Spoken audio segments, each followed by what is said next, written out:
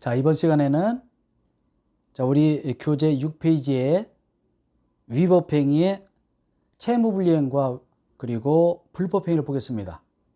둘 다 조문 내용으로 봐서는 시험 범위가 아닙니다. 일단은 아닌데, 근데 이제 제가 위법행위를 두 개 써놨잖아요. 자, 이거는 약간 여담일 수도 있지만 그러나 굉장히 중요한 것이죠. 이런 게 있습니다. 아까 헌법, 민법, 형법 이런 걸 봤잖아요. 근데 헌법은 할아버지와 같은 법이다. 형법은 아버지와 같은 법이고, 민법은 모법, 어머니 같은 법이라고 했잖아요. 근데 좀 더 쉽게 말씀드리면 형법은 벌 주는 법입니다. 민법은 돈 받는 법이야. 쉽게 말하면 형법은 벌을 준다, 민법은 돈 받는다. 좀 유치한지 몰라도 이게 쉽습니다. 형법은 벌 주는 법, 민법은 돈 받는 법. 그러면 민법 조문이 그렇게 많다고 그랬죠? 그렇게 많은데 민법 조문에 벌 준다 그런 말이 있어 없어요? 없습니다. 없어요. 특이하죠? 그럼 뭡니까? 그때가 다 손해배상하라, 소유권 이전하라 이렇게 돼 있어요. 끝이. 그러니까 민법은 돈 받는 법이에요. 형법은 벌 주는 법이고, 제가 좀 이따 이거 사리째 말씀드리지만요. 민법은 돈 받는 법인데 돈 받는 원인이 여러 가지 있을 거 아닙니까? 그런데 우리 교재에 있듯이 여기 있습니다. 채무불이행 또는 불법행위. 제 생각에 민법의 돈 받는 원인은요, 이 두 가지가 90% 정도 되지 싶어요. 90% 넘을 수도 있겠네요. 채무불이행, 불법행위. 근데 법과대학을 졸업하고 나서 민법 조문이 그렇게 많지만 1118개 중에서 제가 볼 때는 가장 중요한 조문이라고 볼 수 있어요. 돈 받으려면 조문이 있어야 되죠. 몇 조로 걸어서 돈 받을 것이냐. 그래서 돈 받는 법이 바로 민법인데 그 중에서 가장 중요한 조문이 390조의 채무불이행과 750조의 불법행위라는 거 정말 중요합니다. 그래서 시험 범위는 아니지만 잠깐 보시겠어요. 그러나 우리 책에도 되어 있죠. 그 6페이지에 표에 보시면 준법률의 바로 밑에 위법행위 있잖아요. 위법행위. 이제 위법하다. 법을 위반했어요. 제가 조문 한번 읽어볼게요. 여러분도 이 조문을 외우시기 바랍니다. 조문을. 사실은 조문 외울 필요 없어요? 없죠. 왜냐하면 법조문이 찾으면 되거든. 그런데 적어도 민법을 전공했다 또는 법과대학 나왔다. 그런데 만약에 채무불이행이 몇 조인지 불법행위 몇 조인지 모른다? 그런 사람은 제가 볼 때 공부 전혀 안 한 친구예요. 형법도 마찬가지죠. 살인죄 250조 중요하거든요. 이 조문을 모른다? 공부 안 한 친구예요. 볼 거 없습니다. 그만큼 중요합니다. 그리고 여러분 실무에 나가셔서 가장 많이 부닥치는 돈 받을 거 아닙니까? 둘 중 하나예요. 이거냐 이거냐. 그래서 채무불이행은 390조, 불법행위 750조를 꼭 외우시기 바라고요. 정말 외우세요. 시험 안 나옵니다. 말씀드린 시험 안 나와. 근데 조물도 모르고 나중에 채무불이행이 뭔지 불법이 뭔지를 따질 수 없잖아요. 자, 채무불이행 390조, 불법행위 750조 꼭 외우시기 바라고. 꼭 외우세요. 읽어볼게요. 조문 외우라 소리 제가 안 해요. 앞으로 조문 외우라 소리 절대 안 합니다. 근데 이 두 개는 외우세요. 시험 안 나옵니다. 그러나 중요합니다. 읽어볼게요. 돈 받으려면 채무불이행 가장 흔해요. 중도금, 잔금, 미지급 여러 가지 있죠. 물건 흠이 있어 등등 다 이거라고. 자, 채무자가 채무의 내용조차 이행하지 않습니다. 그런 때는 채권자는 당연히 배상 청구할 수 있어요. 중도날 적이요. 일 안 해줘. 이게 채무불이행이죠. 그런데 예외가 있습니다. 그러나 채무자의 고의나 과실 없이 이행할 수 없어요. 채무 잘못 없습니다. 그때는 묻지 못해요. 이해가 뭐가 있을까요? 자, 오늘이 잔금날이거든. 그럼 잔금 들어야 되죠? 잔금 안 들어왔습니다. 그럼 내일 계약을 해지할 수도 있어요. 경우에 따라서. 그리고 배상 청구할 수 있습니다. 그런데 잔금 날짜 오겠다 하더라도 없는 경우가 있어. 왜냐하면 잘못이 없어. 채무자의 고의가 없어요. 예전에 말씀드렸죠. 무슨 농협이다, 국민은행이다, 은행에 무슨 그 컴퓨터 라인에 중앙 CPU 컴퓨터에 바이러스가 감염돼서 돈이 인출이 안 되죠. 그럼 괜찮아요. 아셨나요? 그 뜻이야. 다시 말해서 채무자가 잘못해서 고의나 과실로 인해서 상대방 측에 손해를 입혔다. 그러면 배상해야 돼요. 이유가 있다고 했죠. 채무자 잘못 없어. 은행이 모든 전산과 마비 돈 못 꺼내죠. 그런 데는 괜찮아요. 굉장히 중요하고요. 중도금 날짜 어겼어, 잔금 날짜 어겼어, 물건 준다든지 안 줘 등등 전부 다가 390조입니다. 불법이 뭐냐? 자, 고의나 과실로 손해가 있습니다. 이게 무슨 소리죠? 채무 없습니다. 채무 없어요? 750조인데 뭐겠어요? 내가 집 밖에 나갔습니다. 근데 애들이 볼을 차다가 볼이 날라와서 안경이 깨졌어요. 비싼 안경이다. 그러면 그게 불법행위입니다. 아셨습니까? 길 가는 사람을 두드려 패는 경우도 불법행위고, 근데 불법행위 경우를 채무불이행으로 걸어서 배상 청구하면 집니다. 그래서 그럼 패소예요. 불법행위는 전혀 나랑 관련이 없어. 그놈이 고의나 과실로 해를 끼친 경우를 말해요. 돌을 던져서 머리가 깨졌다든지 이런 거 좀 밀어서 뭐 갑자기 관련 없는 놈이 밀어가지고 나를 다치게 한다든지 이런 것이 불법행위라고. 자, 불법행위는 750조이고요. 그리고 채무불이행은 390조인데 이것이 위법행위입니다. 책에 있죠. 책에 보시면 요약집 용태 있네요. 요약집 용태의 위법행위에 채무불이행 390조, 불법행위 750조를 외우시기 바라고요. 자, 시험 안 나온다고 거듭 말씀드려요. 시험 안 나온 거 왜 강의합니까? 제가 말씀드리죠.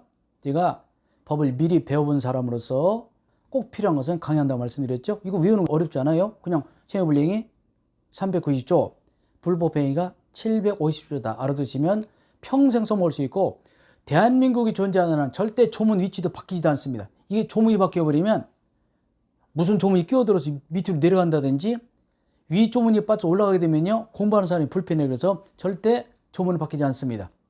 조문이 들어오면 몇 조 2, 몇 조 3 그렇게 표현하고 빠지면 삭제하지 아래 조문이 올라가지 않습니다. 그러니까 우리가 대한민국이 존재하는 한은 절대 조문 없어지지 않는다. 이 조문이 392조, 채무불이행, 불법행위 750조. 민법은 단점이 있습니다. 뭐냐면 민법은요, 강제 수단이 없습니다. 물론 강제 입행할 수 있어. 그러나 벌을 못 주기 때문에 이게 문제가 되죠. 사기당했다. 배상 청구해도 그놈이 돈 없으면 못 받습니다. 이게 문제가 돼요. 그래서 보통 손해배상을 청구하려면 채무자의 재산을 일단 감유하거든요. 재산 은닉하지 못하도록 하긴 하지만, 그러나 하여간 채무불이행과 불법행위는 민법의 손해배상의 가장 큰 두 지주다. 그런데 채무불이행의 배상 청구권을 인정받아도 채무자가 돈이 없으면 못 받는 또 단점이 있어요. 어찌됐건 민법은 두 조문이 핵심이다. 채무 이행하지 않았을 때 손해배상하라. 불법행위 손해배상하라.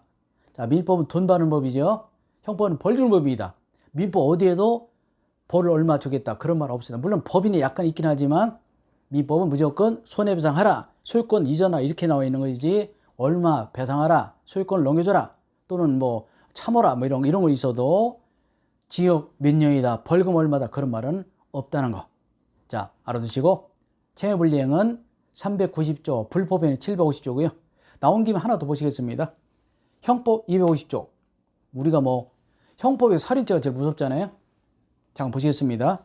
사람을 살해했습니다. 살인죄 뭐가 됐습니까? 사형, 무기 또는 5년 이상 징역. 최소한 5년을 받게 되어 있네요. 이걸 1번을 보통살인죄라고 그래요. 왜냐하면 제가 왜 이런 강의를 하냐면요, 이걸 모르는 친구들 없어요. 법대 나오면요, 이 조문 모른다 공부 안 한 거예요. 안 한 겁니다. 그 정도로 250조는 중요해요. 250조 조문도 딱 떨어지잖아요. 이렇게 자기 또는 배우자, 자기나 부인의 직계존속 살해, 자기 아버지, 어머니, 할아버지, 할머니, 장인, 장모 살해한 친구들은요, 이게 존속살인죄라고 해서 이 경우는 자 보세요. 사형, 무기 또는 7년 이상 징역입니다. 높죠? 최하가 7년입니다. 존속살인죄는 뭐 강도살인죄도 있지만 그런 뭐 나중에 우리 시험관 범위 아니니까. 그래서 보통살인죄는 5년 이상 징역, 그리고 존속살인죄는 7년 이상의 징역인데 사형, 무기징역 포함해서.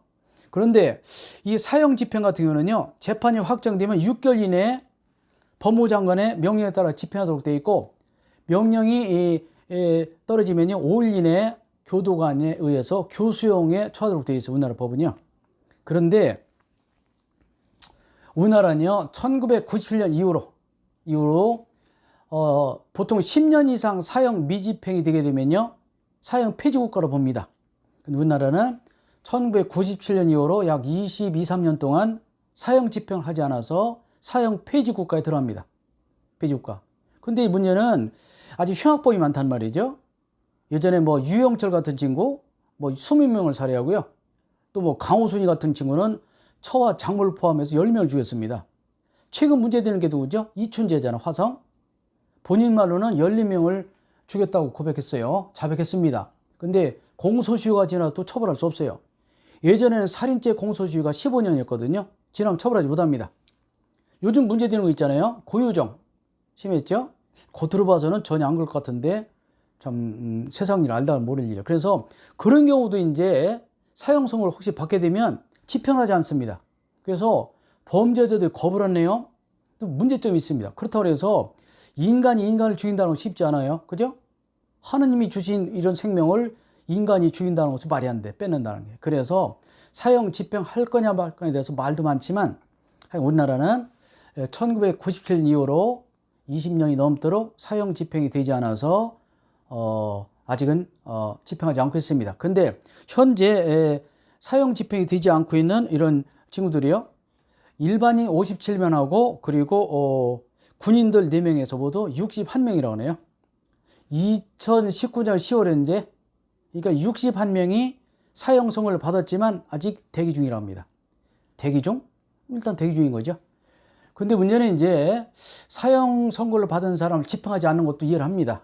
근데 문제는 피해자 입장에서 보면 또 그 문제가 되는 거죠. 우리 아버지가 뭐 형님이 여동생이 남동생이 칼 길려 죽었고 잔혹하게 죽어서 무슨 뭐랄까요 토막살인 당했는데 그 살인범이 교도소에서 발 뻗고 자고 잘 먹고 잘 살면서 90살까지 살다 죽는다. 그것을 용납하기 쉽지 않잖아요. 물론 하여간 제 생각에도 사람이 사람을 법으로 죽인다는 것은 있을 수 없는 일이라고 생각합니다. 그러나 또 피해자 감정을 생각하면 그것도 또 선뜻 받아들이기 어렵습니다. 독일 같은 데서는 딸이 성폭행을 당했습니다. 근데 법정에서 변호사, 검사 이런 사람들이 아무개 씨 이렇게 해서 존칭하는 걸 보고요. 속이 뒤집어져서 총 쏴 죽인 사건이 있어요. 그 피해자의 이 따님의 그 딸의 아버지가 그런 경우도 있다고요. 피해자 감정. 그래서 요즘 피해자 학이라는 것도 많이 있어요. 여러분들은 어떻게 생각할지 모르겠네요.